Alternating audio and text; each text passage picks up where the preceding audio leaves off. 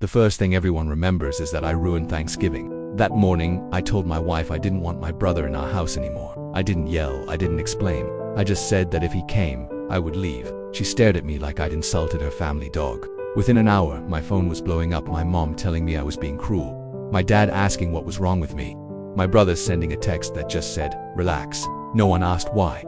They'd already decided I was the problem. What made it worse was that 3 weeks earlier, I'd still trusted my wife completely. She'd started acting careful, not distant, not cold careful. Her phone never left her hand, but she wasn't scrolling. She angled it away from me like it was muscle memory. She'd say she was running errands and come back freshly showered. When I asked if something was wrong, she wrapped her arms around me and said I was her safe place. I wanted that to be true.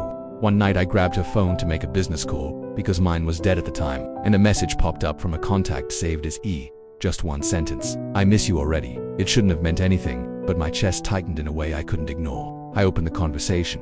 I kept telling myself I was about to find something that hurt but made sense, some random guy. Maybe an emotional affair, something painful but survivable.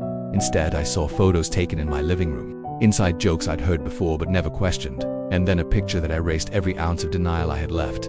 My brother's wrist tattoo and all resting on my wife's thigh. I sat there for a long time before I confronted her. When I finally did, she didn't scream or deny it. She just made a slight smile, chuckled and said, "Well, I don't have to deal with you anymore." She told me it had been going on for over a year. She said it like it was like it had just rolled in one day and stayed. What broke me wasn't even the betrayal, it was how calm she was when she explained that Evan understood her in ways I didn't, that he listened, that I'd been emotionally absent without realizing it. She didn't ask me to stay. She talked about the future like I wasn't in it anymore. I left that night with a duffel bag and didn't tell anyone why. Not my parents, not my friends, not even my brother, especially not him. Instead, I documented messages. I noted dates. I installed cameras in the house I legally owned and forced myself to see what I already knew was happening. My brother walking in like he belonged there. My wife laughing the way she used to laugh with me. The ease of it all hurt more than the sex ever could. What I didn't expect to learn was that they'd been telling a story about me, that I was cold, that I was unstable, that my wife was scared of upsetting me. Suddenly, the looks I'd been getting from my family made sense. I wasn't just being difficult, I was the villain in a story I didn't know was being told. When they finally decided to be honest, they framed it like they were doing me a favor. They said they were in love, that they wanted to handle things with maturity and respect. My brother actually thanked me for being understanding. I didn't argue. I just nodded and suggested we still host Thanksgiving. Closure, I said. One last normal moment. They agreed. Everyone came. My parents, aunts, cousins. Laughter filled the house I no longer felt welcome in. When it was time to eat, I stood up and said I wanted to share something before dinner. I connected my phone to the TV. No dramatic speech, just evidence. Messages, photos, dates, videos, my brother's voice, my wife's laugh.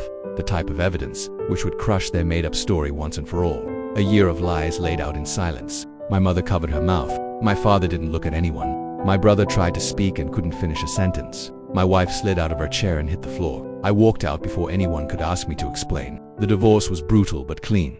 The prenup held. The house went to me. Then I sold it. My wife moved in with Evan. It lasted 3 months before he walked away, apparently shocked that someone capable of betrayal might betray him too. My family doesn't talk about my brother anymore. They talk to me carefully, like someone who survived something contagious. I moved. I started therapy. I learned how quiet life can be when you're no longer bracing for the next lie. I met someone later, unexpectedly. She doesn't flinch when I ask questions. She doesn't treat transparency like a burden. When I told her the worst thing that ever happened to me, she didn't try to minimize it or fix it. She just listened. The strangest part is this. Losing my wife and my brother felt like the end of my life at the time. But standing here now, it feels more like the moment I finally stopped living in a story someone else was writing for me. And for the first time, I trust the quiet.